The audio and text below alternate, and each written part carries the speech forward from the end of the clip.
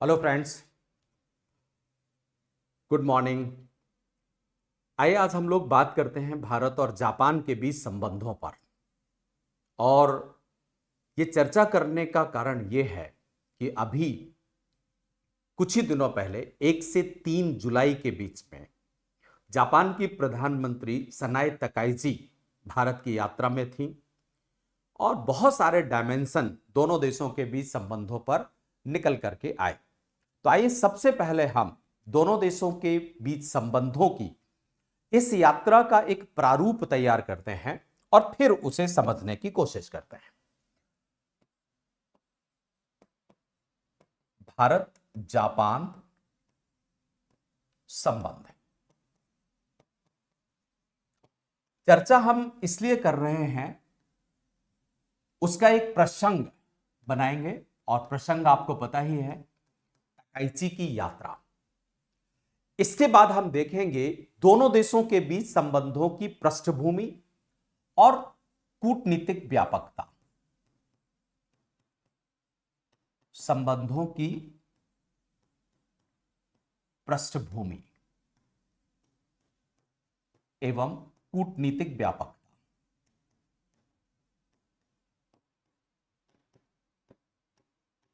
कि किस तरीके से दोनों देशों के बीच संबंध आगे बढ़े। इसके बाद हम इस यात्रा के दौरान किए गए समझौते, यात्रा के दौरान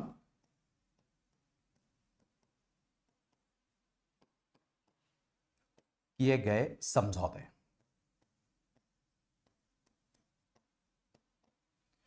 और इसके बाद हम देखेंगे दोनों देशों के बीच चीन का क्या पहलू है संबंधों में। दोनों देशों के बीच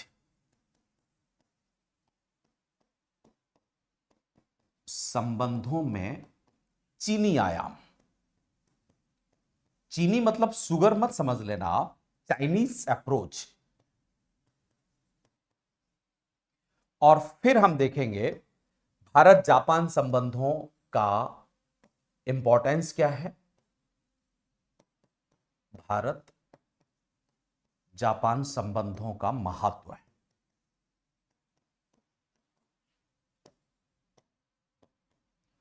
और फिर दोनों देशों के बीच संबंधों में चुनौतियां क्या हैं और अंत में सुझाव।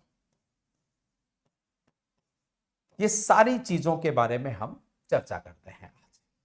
तो ये हमारा एक अप्रोच रहेगा। सबसे पहली बात आती है कि प्रसंग, कॉन्टेक्स्ट क्या है। हम आज भारत और जापान के बीच संबंधों की चर्चा क्यों कर रहे हैं।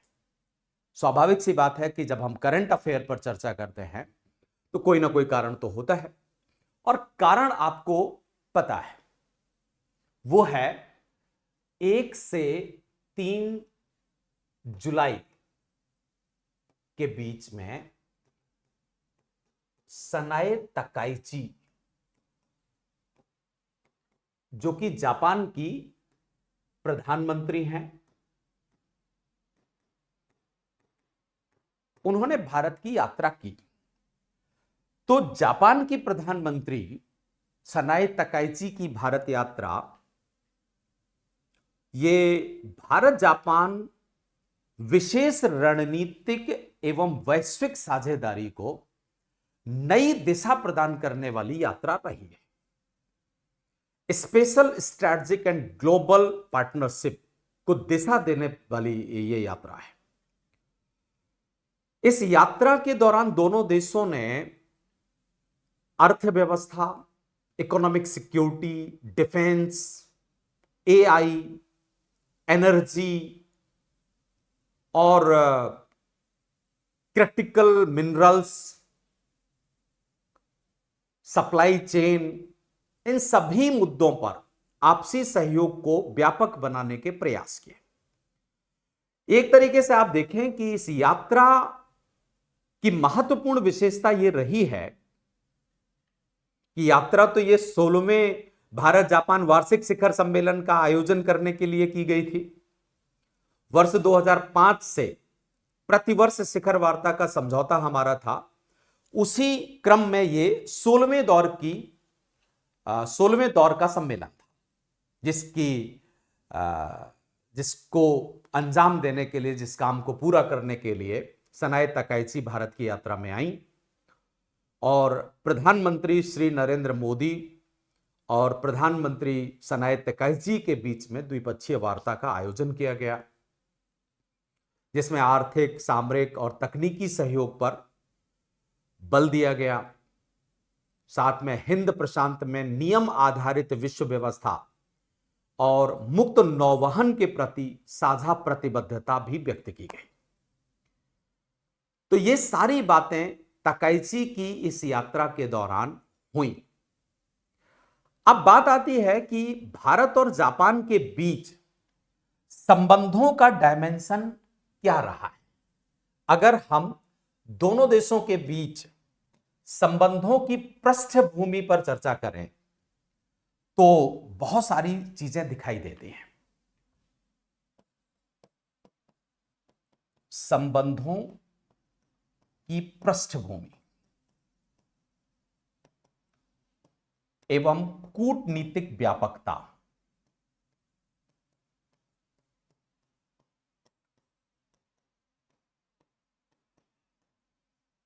दोनों देशों के बीच रिलेशन आज के नहीं है।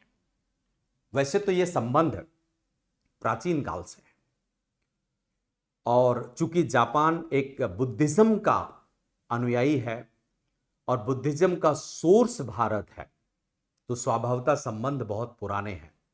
बुद्ध काल से ये संबंध हमारे बने हुए हैं, लेकिन इतनी पीछे की चर्चा करने की आवश्यकता नहीं है। आधुनिक युग में अगर देखा जाए तो आधुनिक जापान के संस्थापक के तौर पर जुनिचिरो कोइजुमी, वो तंसीना ओंकाकुरा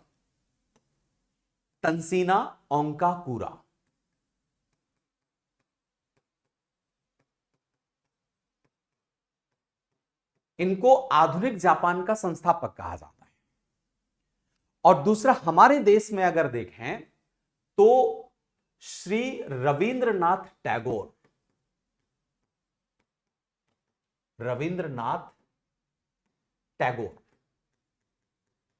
ये दोनों मित्र थे। इनफैक्ट यहां तक कि तंसीना ओंकाकुरा रविंद्रनाथ टैगोर साहब को अपना गुरु भी मानते थे। और दोनों की अगर आप लिटरेचर को देखेंगे तो दोनों एशिया की सदी या इंटीग्रेशन ऑफ एशिया के बारे में बात करते हैं। तो आधुनिक युग में नेशनल मूवमेंट के दौरान या उससे पहले भी हमारे रिलेशन रहे हैं। इसके बाद 1952 में जापान के प्रधानमंत्री 1956 में 1952 में हमारे कूटनीतिक संबंध इनके साथ स्थापित हुए। 1952 में डिप्लोमेटिक रिलेशन बने, संबंध है। और 1956 के आसपास जापान के प्रधानमंत्री भारत की यात्रा में आए, जिनको नोबुसुकु किशी कहा जाता है। वो भारत की यात्रा में आए, मतलब रिलेशन बहुत पुराने हैं। लेकिन अगर इन पुराने रिलेशंस के डायमेंशन को हम देखें और कूटनीतिक परिवर्तन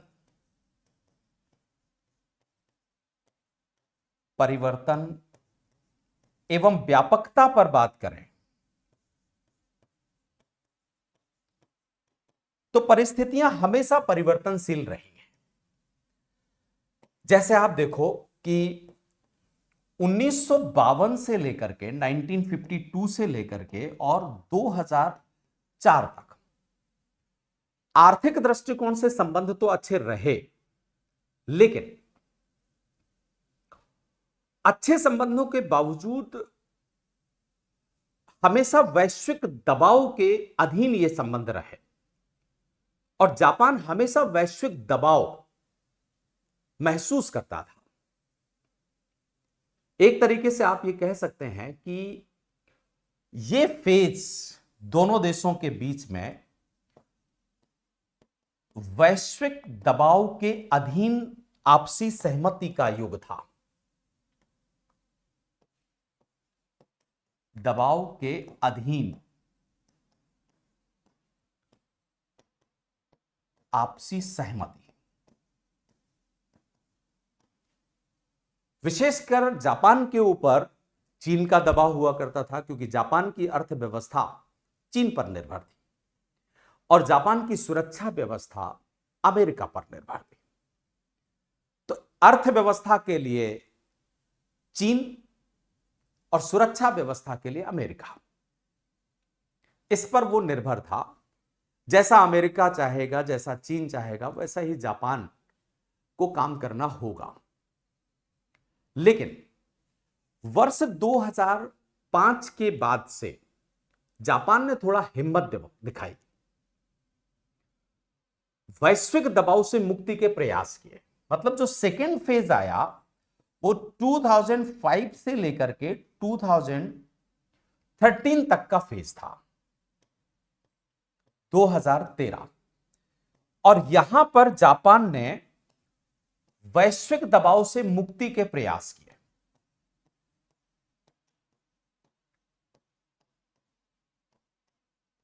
मुक्ति के प्रयास, इसके कई कारण भी हैं। इस समय चीन की अपनी अर्थव्यवस्था मजबूत हो रही थी, तो चीन जापान को महत्वपूर्ण मिनरल्स देने से आनाकानी करता था और अमेरिका के ऊपर सुरक्षा निर्भरता को भी जापान कम करना चाहता था। रिजल्ट यह हुआ कि इस फेज में बहुत सारी परिस्थितियां आई।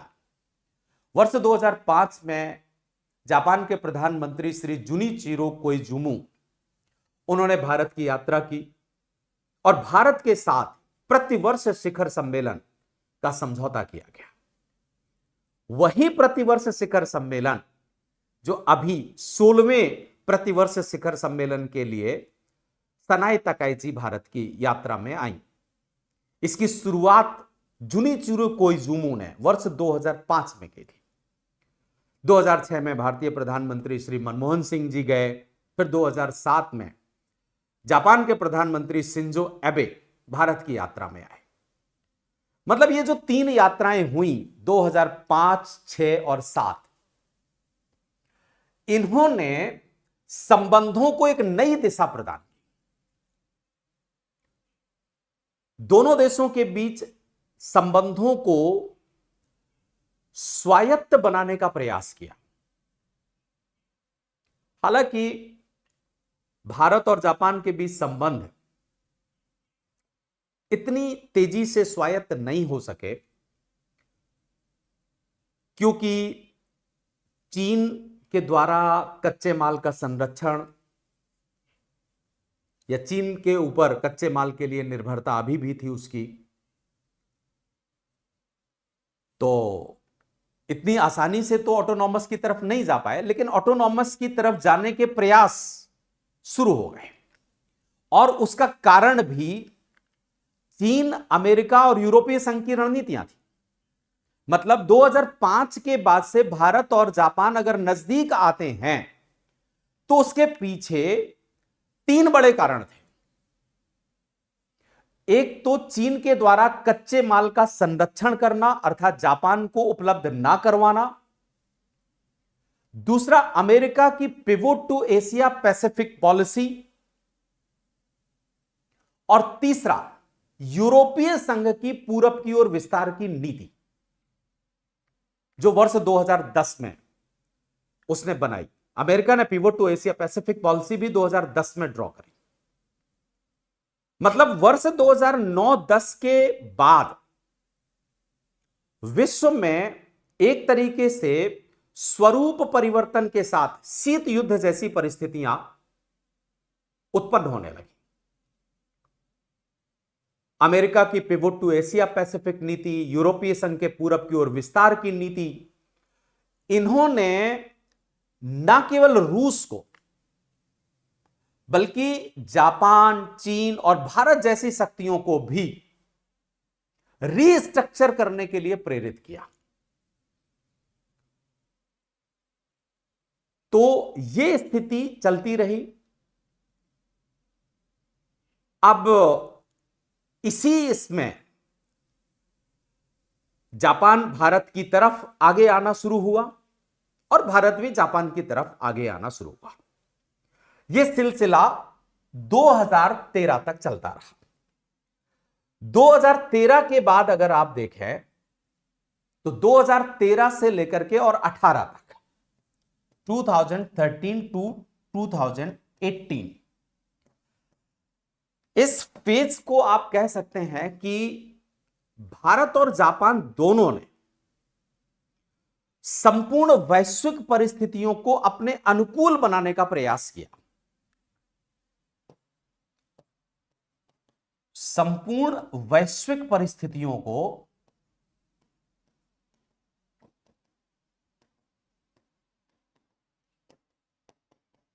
अपने अनुकूल बनाने का प्रयास किया।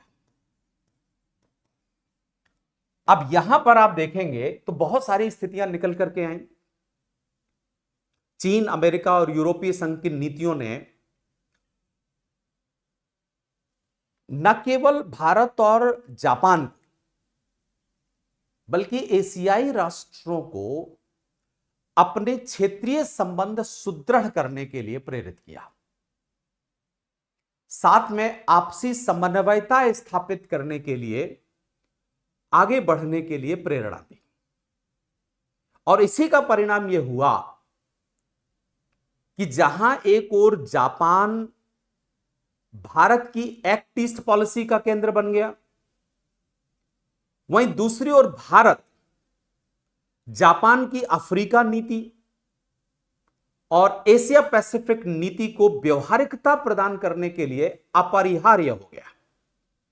मतलब जापान के लिए भारत के बिना ना तो उसकी अफ्रीका नीति पूरी हो सकती थी और ना ही उसकी एशिया पैसिफिक नीति पूरी हो सकती थी।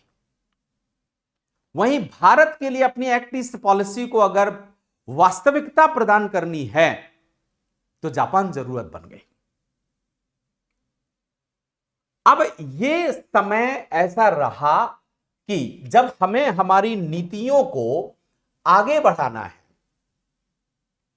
मतलब 3 पॉलिसी अगर आप देखेंगे, पहली भारत की एक्ट ईस्ट पॉलिसी, यह भारत की हो गई, और अगर जापान की अफ्रीका नीति प्लस जापान की एशिया पैसिफिक नीति, एशिया पैसिफिक, यह जापान की नीति। इन दोनों नीतियों को अगर वास्तविकता प्राप्त करनी है तो एक दूसरे की जरूरत होगी। रिजल्ट यह हुआ कि इसी समय जापान ने इच्छा व्यक्त की कि एशिया व्यापी आर्थिक समुदाय में भागीदारी अब आसियान +3 मात्र ना रहे। जो पहले आसियान +3 बनाया गया था, आसियान के साथ साथ चीन, जापान और दक्षिण कोरिया, जापान कहता है कि अब जरूरत है आसियान +6 की, अर्थात आसियान के साथ साथ भारत, चीन, जापान, दक्षिण कोरिया, न्यूजीलैंड और ऑस्ट्रेलिया। जहां पहले चीन, जापान और दक्षिण कोरिया हुआ करते थे, अब भारत, न्यूजीलैंड और ऑस्ट्रेलिया को भी इसमें शामिल करने की पेशकश जापान ने की। रिजल्ट यह हुआ कि दोनों देशों के बीच में रिलेशन इस दौरान और प्रभावी हुए। 2018 तक परिस्थितियां बिल्कुल मजबूत हो गईं और 2018 के बाद 2020 18 से लेकर के और 2026 में आज आप बैठे हुए हैं, और इसे हम कह सकते हैं कि दोनों देशों ने सामरिक संरेखण और वैश्विक साझेदारी की रणनीति अपनाई है। सामरिक संरेखण एवं वैश्विक साझेदारी,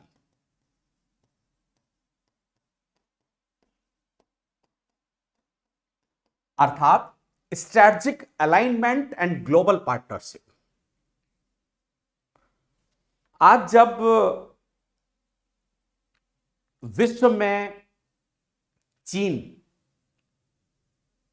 आर्थिक दृष्टिकोण से, जियोपॉलिटिक्स में या सामरिक दृष्टिकोण से साम्राज्यवाद बनाने की कोशिश कर रहा है, साथ ही दुनिया के अधिकतर देश बाजार संरक्षण की नीति अपना रहे हैं,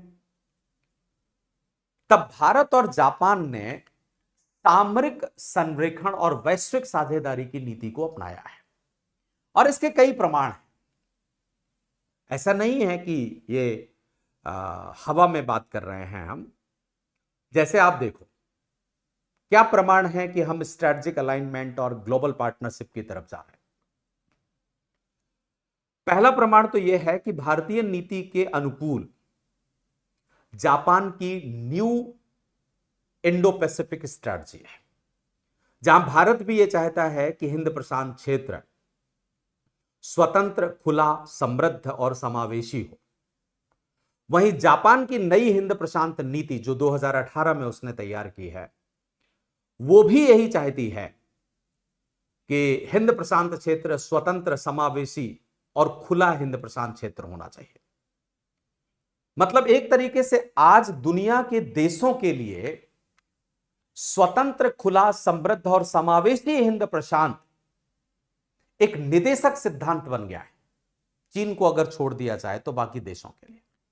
और दुनिया के अधिकतर देश आज इस सिद्धांत के अनुकूल अपनी रणनीतियां बना रहे हैं। आप जापान को देख लीजिए, आप साउथ कोरिया को देख लीजिए, आप ऑस्ट्रेलिया को देख लीजिए, सबके सब। तो ये स्ट्रैटेजिक अलाइनमेंट का एक पहला प्रमाण हुआ। स्ट्रैटेजिक अलाइनमेंट का पहला प्रमाण क्या हुआ कि स्वतंत्र, खुला, समृद्ध और समावेशी हिंद प्रशांत।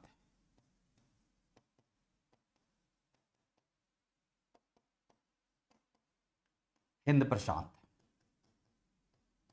यह निदेशक सिद्धांत के तौर पर आज काम कर रहा है, जिसको इंडिया भी चाहता है और जापान भी चाहता है।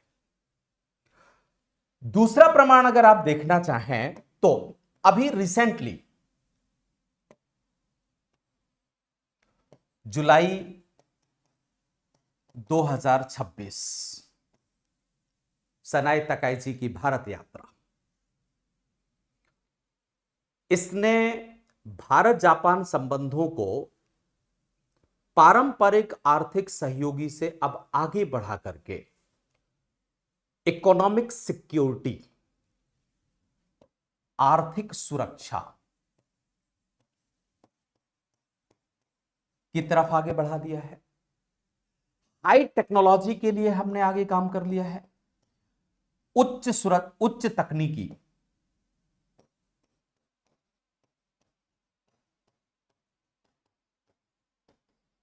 इस पर आपसी सहयोग विकसित किया है।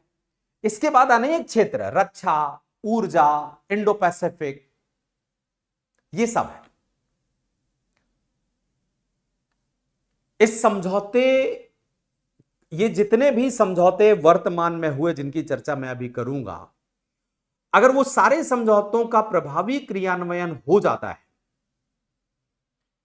तो फिर दोनों देशों के बीच साझेदारी मुक्त, समावेशी और नियम आधारित इंडो पैसिफिक के निर्माण के साथ साथ भारत की तकनीकी, अर्थव्यवस्था और सामरिक क्षमता को भी मजबूती प्रदान करेगी। तो आज आप ये देखिए कि इस समय हम स्ट्रैटेजिक अलाइनमेंट की तरफ जा रहे हैं। अब एक एनालिसिस अगर आप करें तो जहां पहले वैश्विक दबाव में थे, वहीं वैश्विक दबाव से मुक्ति, फिर 2013 से 2018 के बीच संपूर्ण वैश्विक परिस्थितियों को अपने अनुकूल बनाने का प्रयास, और आज strategic alignment plus global partnership की रणनीति है। और ये सारी कहानियां एक दिन में नहीं हो गई हैं। वर्ष 1952 से ही कहानी शुरू हो गई थी, जब 1952 में कूटनीतिक संबंध स्थापित हुए। 1956 के आसपास नोबुसुकु किशी आए। फिर नवंबर 1960 में जापान के राजकुमार अकिहितो और राजकुमारी मिचिको ने भारत की यात्रा की और यहां आकर के इंडिया इंटरनेशनल सेंटर की स्थापना की। नई दिल्ली में इंडिया इंटरनेशनल सेंटर है।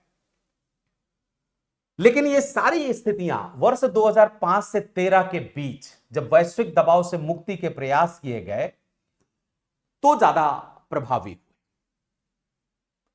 तो ये स्थिति हमारी आज रही। अब हम बात कर लेते हैं कि इस यात्रा के दौरान जो वर्ष 2005 के बाद से शुरू हुई, आज हम स्ट्रैटेजिक अलाइनमेंट की स्थिति पर पहुंच गए हैं। तो तकाइची की यात्रा के दौरान कौन कौन से महत्वपूर्ण समझौते किए गए, इस टॉपिक पर इस यात्रा के दौरान कौन कौन से महत्वपूर्ण समझौते हमने किए। बहुत सारे क्षेत्र हैं जहां पर समझौते हुए। जैसे अगर हम आर्थिक दृष्टिकोण से देखें, अर्थव्यवस्था में, तो पहली बार आर्थिक सुरक्षा पर एक संयुक्त रोड मैप तैयार करने पर सहमति बनी है। दूसरी बात, महत्वपूर्ण आपूर्ति श्रृंखलाओं को सुरक्षित बनाने पर जोर दिया गया है। दुर्लभ खनिज और रणनीतिक संसाधनों पर सहयोग बढ़ाने की तरफ आगे बढ़े हैं। मतलब ये इकोनॉमी में अगर economic security, supply chain, rare earth, इन सब क्षेत्रों में सहयोग बढ़ता है तो चीन पर निर्भरता कम होगी, प्लस वैश्विक सप्लाई चेन अधिक लचीली बनेगी। तो एक तो हमने समझौता यह किया। दूसरी बात, एआई क्षेत्र में भी हमारा समझौता हुआ है। कृत्रिम बुद्धिमत्ता, कृत्रिम बुद्धिमत्ता में आप देखो कि एआई अनुसंधान और नवाचार में संयुक्त कार्य किया जाएगा, आपसी सहमति बनी है। भारत की सॉफ्ट पावर क्षमता और जापान की हार्डवेयर और रोबोटिक कैपेसिटी, इनके बीच में समन्वयता स्थापित की जाएगी। प्लस सुरक्षित एवं विश्वसनीय एआई विकसित करने के लिए आपसी सहमति बनी है। एआई क्षेत्र पर और रोबोटिक क्षेत्र पर, हार्डवेयर, सॉफ्टवेयर, इन सभी क्षेत्रों पर आपसी सहमति से एक तरफ तो भारत एआई हब बनने की दिशा में आगे बढ़ सकता है और दूसरा, डिजिटल अर्थव्यवस्था को हमारे देश में बढ़ावा मिलेगी। तो कृत्रिम बुद्धिमत्ता का क्षेत्र बहुत महत्वपूर्ण है। तीसरा हमारा जो सहयोग बढ़ा है वो डिफेंस कॉपरेशन पर हमने काम किया है। रक्षा सहयोग, तकाइची की यात्रा के दौरान इस रक्षा सहयोग में आप देखिए कि पहली बार रक्षा सह विकास समझौता हुआ है। इंडिया और जापान के बीच डिफेंस को डेवलपमेंट एग्रीमेंट पर हस्ताक्षर किए हैं। दूसरा, रक्षा प्रौद्योगिकी और रक्षा उद्योग सहयोग को बढ़ावा देने के लिए सहमति बनी है। समुद्री सुरक्षा और संयुक्त सैन्य अभ्यासों में वृद्धि के लिए भी सहमति बनी है। तो रक्षा क्षेत्र में अगर ये सहयोग हमारे विकसित होते हैं तो हिंद प्रशांत में चीन की बढ़ती गतिविधियों को संतुलित किया जा सकेगा, प्लस भारत की रक्षा आत्मनिर्भरता को भी बढ़ावा मिलेगा। इसके साथ ही एनर्जी कोऑपरेशन पर भी सहयोग बढ़ा है। ऊर्जा सहयोग, आप यहां पर देखिए कि एलएनजी, हरित हाइड्रोजन और ग्रीन एनर्जी में आपसी सहयोग बढ़ाने पर सहमति बनी है, प्लस ऊर्जा आपूर्ति की सुरक्षा सुनिश्चित करने पर भी सहमति बनी है। ये सब चीजें अगर होती हैं बढ़िया तरीके से तो भारत का एनर्जी डाइवर्सिफिकेशन स्ट्रेटजी ये और मजबूत हो सकेगी, प्लस कार्बन उत्सर्जन कम करने पर भी हमें सहयोग प्राप्त हो सकेगा। तो एनर्जी डाइवर्सिफिकेशन स्ट्रेटजी या जिसको आप ऊर्जा विविधीकरण रणनीति कहते हैं, उसे बढ़ाने पर भारत को मदद मिलेगी। इसके साथ साथ हमारा सहयोग महत्वपूर्ण खनिज और सेमीकंडक्टर के क्षेत्र में भी हुआ है। महत्वपूर्ण खनिज एवं सेमीकंडक्टर,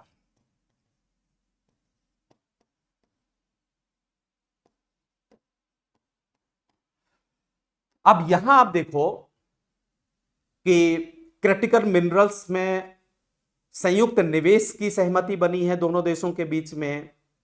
सेमीकंडक्टर इकोसिस्टम विकसित करने में जापान भारत का सहयोग करेगा। परिणाम यह होगा कि इलेक्ट्रॉनिक्स और ईवी उद्योग को मजबूती मिलेगी।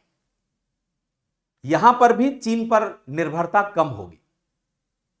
इसके साथ साथ निवेश और व्यापार में वृद्धि के लिए भी सहमति बनी है। निवेश एवं व्यापार, आप देखो कि भले ही भारत और जापान लंबे समय से एक दूसरे के सहयोगी हैं, लेकिन अभी भी व्यापार अपेक्षा के अनुकूल नहीं है, जिसको बढ़ाने की कोशिश करनी चाहिए। अब ऐसी स्थिति में इस यात्रा के दौरान जापान ने भारत में दीर्घकालिक निवेश बढ़ाने की प्रतिबद्धता दोहराई है। साथ में विनिर्माण है, बुनियादी ढांचा, high speed rail, new technology में निवेश, इन सबको प्रोत्साहित किया जाएगा, जिससे हमें रोजगार बढ़ाने में भी मदद मिलेगी, प्लस मेक इन इंडिया और आत्मनिर्भरता बढ़ाने में भी हमें समर्थन प्राप्त होगा। तो ये बहुत सारे ऐसे क्षेत्र हैं जहां पर दोनों देशों ने आपसी सहमति को बढ़ावा देने का काम किया है, समझौते किए हैं। अब एक और बात पर चर्चा कर लेते हैं हम लोग, और वो है दोनों देशों के बीच में संबंधों में चीन का आयाम, चाइनीज डायमेंशन। चाइनीज डायमेंशन की अगर चर्चा की जाए तो ये जो तकाइची की 3 दिवसीय यात्रा हुई है, इसका ज्यादातर मकसद इंडो पैसिफिक क्षेत्र में चीन के बढ़ते प्रभाव को देखते हुए जितने भी चिंतित देश हैं, चीन के इस प्रभाव को देखते हुए उन सभी देशों को एक मंच पर लाना तकाइची का यह उद्देश्य था, जैसा कि उनकी बातों से और मीडिया इंफॉर्मेशन से, डिप्लोमेटिक एनालिसिस से पता चलता है। दूसरी बात, सुरक्षा और अर्थव्यवस्था में आपसी सहयोग को बढ़ाना। मतलब सुरक्षा और अर्थव्यवस्था जापान और भारत दोनों के लिए महत्वपूर्ण है। तो तकाइची जापान के सुरक्षा बदलाव को तेज करना चाहती हैं और ये दिखाना चाहती हैं कि भारत जापान का एक महत्वपूर्ण साझेदार है रक्षा क्षेत्र में। यह बात भी चीन को खटकती है। इसके बाद जापान की जो free and open Indo Pacific strategy है, उसके लिए जापान ने जो अभियान छेड़ा है, उस अभियान के पीछे सोच भी यही है कि एशिया पैसिफिक क्षेत्रीयता से अब आगे बढ़कर भारत को चीन के खिलाफ एक संतुलनकारी शक्ति के रूप में अधिक मजबूती के साथ आगे बढ़ाया जाए। मतलब अब जापान ये चाहता है कि इंडिया केवल एशिया पैसिफिक रीजनलिज्म तक सीमित ना रहे, बल्कि स्पष्ट तौर पर एक counter balancing force against China के रूप में मजबूती से आगे आए। ये उनका मानना है, इस उद्देश्य से वो आए थे। हालांकि इस दृष्टिकोण में भारत की अपनी रणनीतियां हैं और भारत अभी तो नहीं ऐसा चाहेगा कि चीन के विरुद्ध हम एक counter balancing, clearly counter balancing force के तौर पर आगे आए। तो भारत अपनी रणनीतियों के आधार पर काम करेगा, लेकिन जापान ये चाहता है। तो ये एक चाइनीज डायमेंशन है। चाइना को काउंटर करने के लिए भारत और जापान दोनों को जरूरत है, और एक तरीके से आप कह सकते हैं कि चीन दोनों का एक सामान्य शत्रु है, कॉमन इनिमी। जापान का तो वो बहुत पुराना शत्रु है, आज का नहीं है। अफीम के युद्ध से लेकर के और द्वितीय विश्व युद्ध तक जापान और चीन कई बार लड़े। मंचूरिया का युद्ध आपको याद होगा, 1931 में युद्ध हुआ। चाइना जापान के ऊपर कई बार आरोप लगाता है कि उसने हमारे देश में मानव अधिकारों का हनन किया है, वो एक अलग डायमेंशन है। लेकिन चीन और जापान पुराने शत्रु हैं। भारत और चीन की शत्रुता को अगर देखा जाए तो बहुत पुरानी नहीं है। इनफैक्ट 1960 के दशक से ही भू राजनीति को लेकर के शत्रुता आई। यहां तक कि 1954 में तो हमारी अच्छी मित्रता थी चीन के साथ, पंचशील समझौता भी हुआ था। लेकिन 1959 के बाद से यह शत्रुता बढ़ती गई, और आज आप देखते हैं कि भू राजनीति के दृष्टिकोण से भारत और जापान के लिए चीन एक सामान्य शत्रु है। इसलिए जापान को यह लगता है कि भारत को अपने साथ लाया जाए। ठीक, तो यह चीन का पहलू हुआ। अब आइए हम चर्चा कर लेते हैं कि भारत और जापान के संबंधों का इंपॉर्टेंस क्या है। इस इंपॉर्टेंस को हम दोनों दृष्टिकोण से देख सकते हैं। दोनों दृष्टिकोण से मतलब हुआ कि भारत के लिए जापान का महत्व क्या है। भारत के लिए जापान का महत्व, और फिर देखेंगे हम जापान का भारत के लिए महत्व। तो अगर भारत के लिए जापान का महत्व देखा जाए तो पूरे के पूरे इंडो पैसिफिक रीजन में एक विश्वसनीय रणनीतिक साझेदार, यह आपको दिखाई दे रहा है। तो हिंद प्रशांत का एक विश्वसनीय रणनीतिक साझेदार।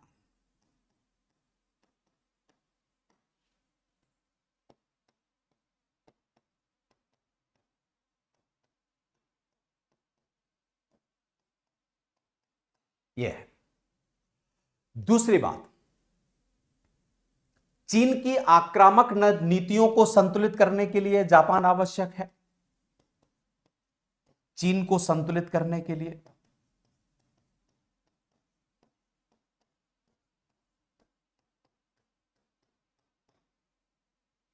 तीसरी बात,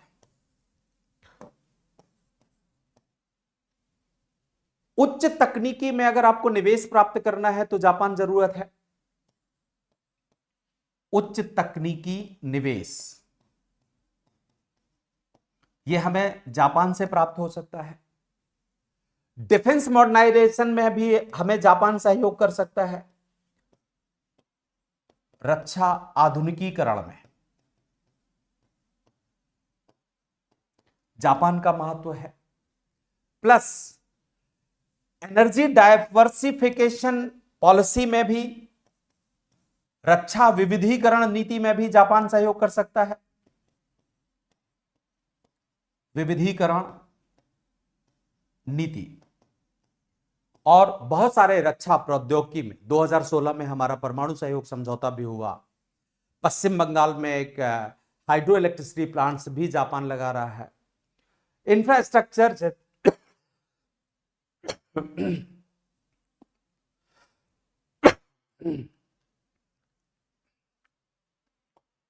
इंफ्रास्ट्रक्चर के क्षेत्र में भी जापान हर जगह मदद कर रहा है।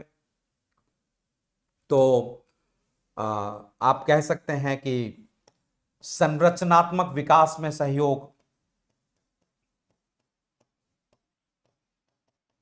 विकास में सहयोग, अब ये सारा कॉपरेशन भारत के लिए बहुत महत्वपूर्ण है। अब यहीं पर अगर हम बात करें कि क्या भारत भी जापान के लिए भी महत्वपूर्ण है, बिल्कुल स्वाभाविक सी बात है, भारत भी जापान के लिए महत्वपूर्ण है।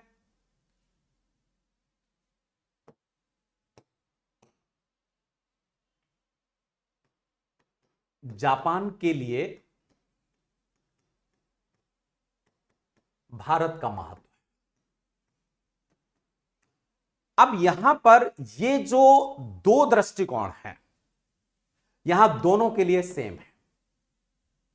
मतलब इंडो पैसिफिक में एक विश्वसनीय रणनीतिक साझेदार की तलाश जापान को भी है और हमें भी है। हम विश्वसनीय रणनीतिक साझेदार उसके हैं और वो भी हमारा है। चीन को संतुलित करना उसका भी उद्देश्य है और हमारा भी उद्देश्य है। तो ये पहला और दूसरा हित तो दोनों के कॉमन है। अब तीसरी बात आप कहें तो भारत का बाजार बहुत विशाल है और जापान को बाजार की जरूरत है। तो भारतीय विशाल बाजार, एक बात। दूसरी बात, उसको वो एक ब्रीफ केस इकोनॉमी है और उसको अपने इंडस्ट्री लगाने के लिए संरचनात्मक स्थिति चाहिए, औद्योगिक हब बनाने के लिए जगह चाहिए। तो जापान की निर्भरता है, मतलब औद्योगिकरण को बढ़ाने के लिए औद्योगिक संरचनाएं, करण संबंधी संरचनाएं,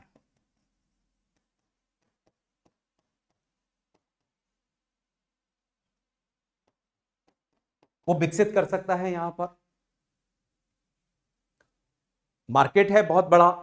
तो इन सभी चीजों में जापान के लिए हम भी जरूरी हैं और वो भी हमारे लिए जरूरत है।